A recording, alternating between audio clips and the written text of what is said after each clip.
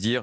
On va parler d'Elias Dimzalen. Il a été condamné à 5 mois de prison avec sursis. Et je rappelle qu'il avait carrément appelé à mener l'intifada en France. C'était le 8 septembre dernier. Rappel des faits avec Adrien Fontenot. Et je vous fais réagir et les uns et les autres sur ce jugement.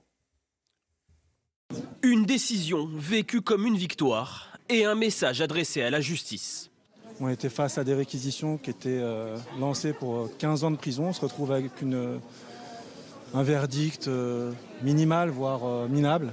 On se demande qui a été jugé. Est-ce que c'était le mot intifada ou est-ce que c'était le fait que j'ai une certaine apparence, une certaine appartenance. Mais j'espère que la France changera, on le fera ensemble. En plus de son appel à l'intifada, le 8 septembre dernier, Elias Dimzalen avait qualifié Emmanuel Macron de complice du génocide palestinien.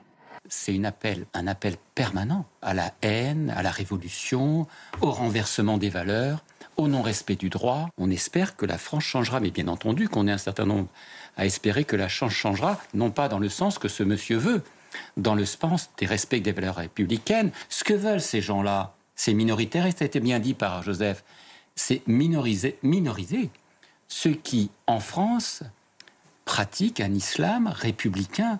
Condamné à 5 mois de prison avec sursis, Elias Dimzalen devra aussi verser des dommages et intérêts à 5 associations de lutte contre l'antisémitisme. Le militant pro-palestinien et son avocat n'excluent pas de faire appel de cette décision.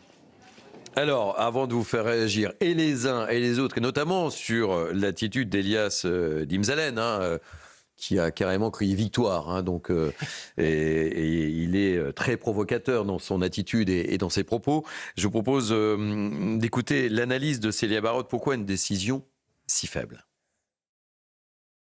Jugé pour provocation publique à la haine ou à la violence en raison notamment de la religion ou de l'origine, Elias Dimzalen encourait jusqu'à 1 an d'emprisonnement et jusqu'à 45 000 € d'amende.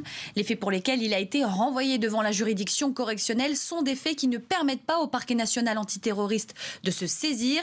Il faut une qualification terroriste pour qu'il se saisisse d'une affaire. Alors la 17e chambre du tribunal correctionnel de Paris, compétente pour juger les infractions liées à la liberté d'expression, a motivé son jugement en expliquant que dans ce contexte, l'exhortation de la foule réunie face à lui à mener l'intifada constitue une incitation implicite à la violence, que pour une personne moyennement informée, intifada renvoie à des atteintes physiques aux personnes. Le tribunal en a déduit que les propos tenus relèvent d'un abus de la liberté d'expression. Et qu'en les prononçant, Elias Dimzalen ne pouvait pas ignorer la montée en puissance de l'antisémitisme en France depuis le 7 octobre 2023. Enfin, pour déterminer la peine prononcée, la justice a estimé que les propos prononcés en public puis relayés sur les réseaux sociaux rencontrent un écho important et présentent une dangerosité qui doit être prise en compte. Alors, ça tombe bien, nous avons, et sur CNews et sur Europe 1, un avocat ce soir, la personne de Pierre-Henri Bovis. Il n'y a pas eu de qualification de terrorisme dans ses propos, et c'est cela qui peut aussi également interpeller. Oui, et alors j'aimerais juste apporter une précision, puisque ce cher monsieur se complaît à ne pas avoir eu une peine de 15 ans d'emprisonnement. Évidemment, il n'encourait pas cette peine-là. Donc j'imagine qu'il a voulu faire un peu le zouave, voilà, en sortant d'audience. C'est ce qu'on peut remarquer. Écoutez, je vais le mettre plutôt sur la base du volontariat. Volontairement, il a annoncé ce propos, ou si ce n'est alors peut-être par bêtise. Peut-être vous me direz, vous pencherez peut-être plus pour la deuxième motion que la première. Mais je vous écoute, je ne porte pas de jugement, vous savez, je pose des questions. Il encourait jusqu'à 1 an d'emprisonnement. Le procureur de la République avait requis 8 mois, il en a eu 5. Ça ne me paraît pas, si vous voulez, délirant comme peine. Donc ça me paraît une peine tout à fait raisonnable, juste.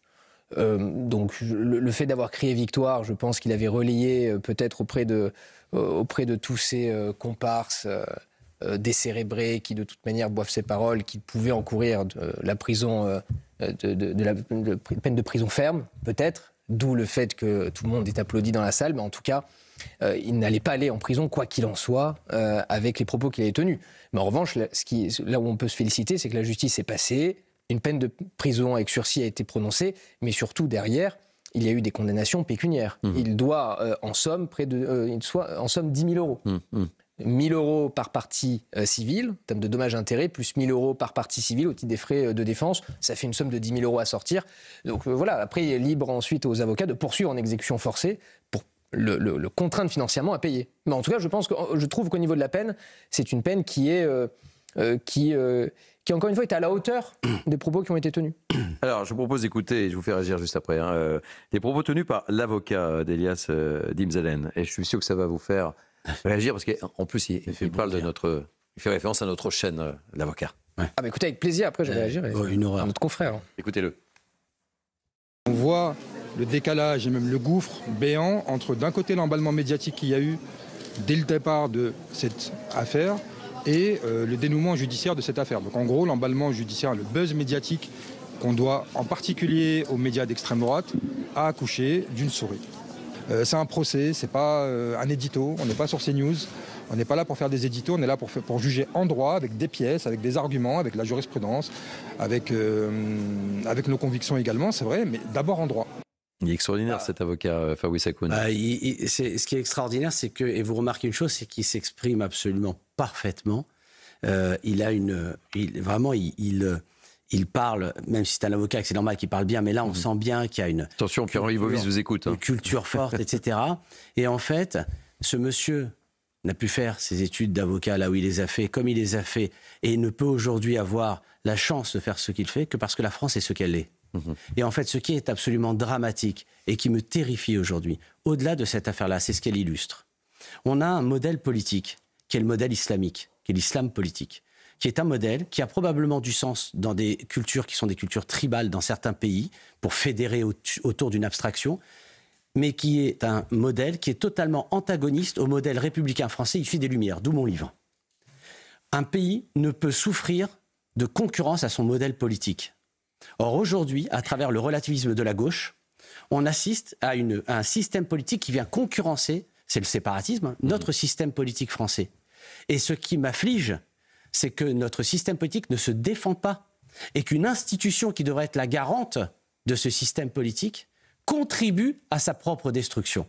Et je suis extrêmement inquiet de ça. Et on se reparle avec nos invités de la condamnation d'Elias Dimzalen à 5 mois de prison avec sursis. Et Pierre-Henri Bovis, vous souhaitiez réagir aux propos tenus par l'avocat d'Elias Dimzalen. Non, mais mon confrère est dans son rôle, mais lorsqu'il dit que le procès a accouché d'une souris et qu'on est très loin du déballage médiatique, son client a été reconnu coupable, il me semble. Le client a été condamné. On commande justement. Bon, il risquait 1 an d'emprisonnement, je l'ai dit tout à l'heure, le procureur a requis 8 mois, il en a eu 5. Mais bon, vous savez, chez les avocats, on dit toujours que la parole a été donnée à l'homme pour déguiser sa pensée. Ce que disait Talleyrand, je trouve qu'on en a eu encore là un bon exemple. Très bien, et c'est un avocat qui le dit, donc si, on peut vous faire confiance. Véronique Jacquier. Oui, quelque part, moi je trouve que ce procès a accouché d'une souris, parce qu'on l'a jugé pour provocation à la haine, pour ses propos tenus par rapport à l'intifada. Provocation publique à la haine. C'est à Paris. Mais pour moi, cet homme est un influenceur et cette dimension, elle n'est pas du tout prise en compte. Je trouve. Alors, évidemment qu'elle est difficile à appréhender avec un individu pareil, mais enfin, quand même, non seulement on sait qu'ils font faronne, on sait que. Bien qu'il risquait une condamnation, il s'est affiché avec Éric Coquerel pour, là encore, jouer la provocation. On va écouter Éric Coquerel juste après vous. Oui. Et puis, il est originaire de Trappes, hein, mais en tant qu'influenceur, quelque part, il défend régulièrement les causes liées à la Palestine, aux banlieues, à l'islam. Il avait affiché son soutien à l'imam Iqwisen, qui a été expulsé. Il s'était également tenu aux côtés d'Assa Traoré après la mort de Naël. Et aussi devant une école de Trappes pour dénoncer l'interdiction du port de l'abaya. Il était même avec des étudiants de Sciences Po, là encore pour la défense de la Palestine. Donc ça va loin, donc c'est dommage que judiciairement on n'arrive pas à appréhender cette notion d'influenceur et de le condamner comme tel, parce qu'on sait qu'il ne va pas s'arrêter. Lui, quelque part, ça le galvanise avec ses troupes. Oui, mais il n'a pas été poursuivi de ce chef. Il a été poursuivi pour provocation. On est d'accord, mais donc on se rend compte qu'on n'a pas tous les outils pour calmer, pardonnez-moi, ce genre d'individu. Alors, Véronique Jacquier, vous faisiez référence à Éric Coquerel et il a réagi. Ça tombe bien, je vous propose de l'écouter. Moi, j'ai déjà dit qu'appeler à l'intifada à Paris, je ne voyais pas le sens. Même appeler de l'extérieur à l'intifada en Palestine, c'est aux Palestiniens de décider s'ils sont dans la position de pouvoir se soulever. Et malheureusement, vu le génocide en cours, je crains que ça ne soit pas le cas. À Paris, je ne vois pas tellement le sens. Louis Morin. Oui, moi, ça me fait penser à un autre procès dont le verdict est attendu ce soir. C'est celui du procès des complicités de Samuel Paty. C'est notre prochain sujet. Alors, c'est notre prochain sujet et je ne vais pas trop en parler. Mais en réalité, quelle différence avec ce procès ?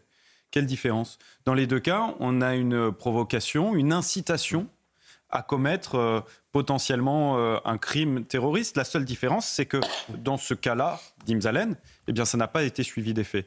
Et donc, la qualification en dépend. Il y aurait eu une tentative terroriste, eh bien, ça aurait été qualifié de la même manière. Et donc, il aurait risqué, pour association de malfaiteurs terroristes, 30 ans de réclusion criminelle. Donc, la réalité, c'est qu'aujourd'hui, par chance, personne n'a écouté d'Imzalen, personne n'a eu l'idée d'aller commettre une intifada armée, personne n'a écouté ses propos lorsqu'il a dit que Macron et Biden étaient complices du génocide palestinien, mais de toute évidence, c'est bien une incitation à la haine qu'il a commise. Ça pose évidemment la question du séparatisme et par ailleurs des provocations, du laisser-faire de l'État au regard des provocations antisémites qu'il y a eu, puisque dans le procès même, d'Imzalen est venu avec un certain nombre de soutiens qui sont venus dans la salle d'audience en portant, par exemple, des kippas en forme de pastèque. Ben oui, parce que pour lui, c'est une victoire. Il le dit haut et fort, c'est un pied de nez, en fait. Mais ce sont des actes insupportables c'est un pied de nez. Dans la République. D'avoir, au sein même d'une salle d'audience, l'idée d'avoir des kippas en forme de pastèque qui sont de toute évidence... Vous les senti touchés, là visiblement, il n'a pas pris la mesure de la sanction. Non, mais cela dit, l'avantage de la prison avec sursis, c'est que s'il est amené à comparaître pour les mêmes faits devant un tribunal, le sursis tombera. Et il ira en prison, de manière ferme. Donc je trouve, c'est pour ça que je dis que cette sanction, elle est aussi proportionnée, puisque s'il fait le malin au tribunal, très bien, grand bien lui fasse. C'est le cas. Grand bien lui fasse. Mais si demain, il est amené à être recité devant un tribunal correctionnel pour les mêmes faits, le sursis tombera. Mais enfin, c'est 5 mois. 5 mois de prison avec sursis pour le moment. Donc, oui, sincèrement, ça n'a pas l'air de l'avoir bouleversé outre mesure. Oui, mais après, on reste sur des propos, encore une fois. Lucas, très rapidement. Sur le point de droit, si jamais il était recondamné, et par exemple à 5 mois, cette fois-ci en ferme, on sait aussi que 5 mois, vous n'allez pas en prison. C'est un petit détail. Mais concrètement, par contre, ce qui est important, c'est qu'on est dans une période de tension. Et que ce genre de propos tenus par ce monsieur ne joue en rien dans l'apaisement national. Et j'ai bien aimé que vous passiez Éric Coquerel. On voit la frontière entre un opposant, Éric Coquerel, qui est clairement LFI, mais qui reste dans le champ républicain et dans le respect des institutions, et des propos comme ça qui finalement servent à quoi ? Si ce n'est à faire dynamite et peuvent entraîner des esprits encore plus faibles. Et voyez, ce propos comme ça, bien sûr, on peut dire c'est pas grave, etc. Si, c'est grave parce qu'il y a des mitraillettes qui tuent, mais il y a aussi des mots qui tuent. Et notre société a besoin d'apaisement et pas d'incendie.